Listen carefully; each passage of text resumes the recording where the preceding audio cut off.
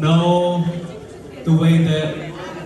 you see things that may not see eye to eye like you, but as a parent, God gave us the parent. That way we can obey them, respect them because they are parent. As you respect your parent, God will bless you as well. And now I will ask our pastor will pray for us. For you guys.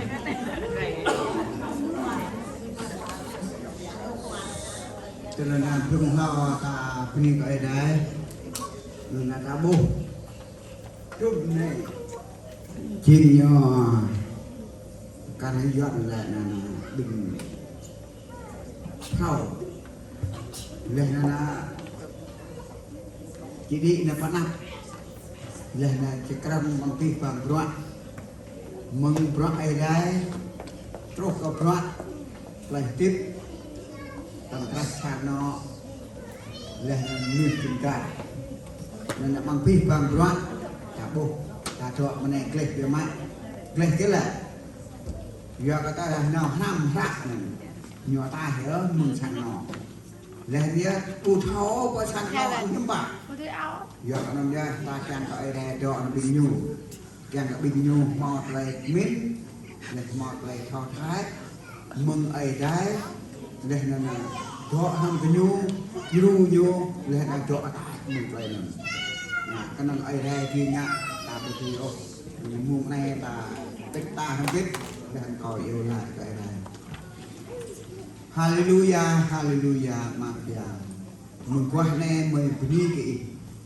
giờ cái khắp cái pa prong đi chọn bịch mày cái chiên mày dan giờ bịch mày lên chẳng bịch mày mọt lại tiếp rung lau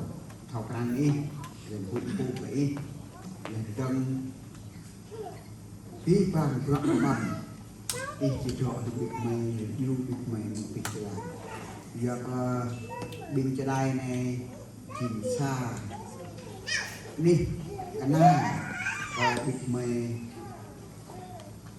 mang rọi là vật có rọi nã bột sàn mày lại là mày là vật sàn nọ mày là cái mà mà ta đang mò bù mò yếu chỗ lắm mày bởi vì nhặt sam ta rọi cái đó mà mày cái năng cái miếng đi bộ chỗ lắm lu cái nhu quay lăng cái nhu bóc lên min cho đang nhọ ta mừng mịn mà lên nào sang ta pha lên rồi cười lên thao thai lên lên thao bụng hay kết rõ nhàng hay kết rõ buồn nhàng càng cái nhu thao bệ đoạn giờ mang cái ít to quá hăm cái đinh châu bịt mày chẳng mình ngạn rõ nhàng lên chẳng đặt với cái đen lên ra và trang còn nơi chúng ta lên nên chẳng có bịt mê chinh ra lên bắt pre còn nơi cho chúng ta bịt mê cả cái mình rồi nhá chẳng ipo cho anh bịt nhu rim cho pran chua cái nhu talet min cái nhu loạn ngạ cái nhu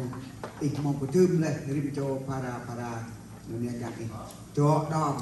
là nên chặt chim mang lại tiếp bịt nhu nào mừng thầy này trúc thầy mình chỉ buộc bỏ in xa rồi để đi rồi những mục này có giao biết rằng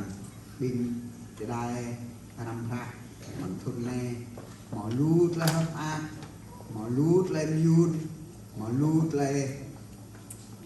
cắt chim mừng ít giờ có biết rằng lại đã đặt bộ mọi mừng của chuyện nhạc sam ta và cái đó rồi nên mừng qua này mừng trao cái nhu bằng thầy nhang nhang lại cho trong cái nhu bằng biết chỉ là gọi như nào gọi như cho đi tham gia hiểu mùi bùi đặc ghét gọi như ngạ thì nằm đưa ra heo mặc dạng này môn này có cho bị vàng bình cho đai này yêu lại cái là cái dạng như space